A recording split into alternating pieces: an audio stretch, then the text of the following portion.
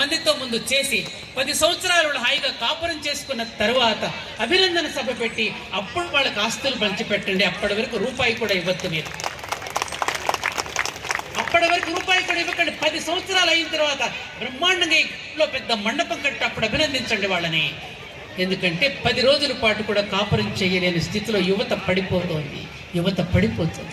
అబ్బాయి పెళ్లి చేసుకొనింటున్నాడు, అమ్మాయి పెళ్లి చేసుకొనింటుంది. కారణం ఏమిటి?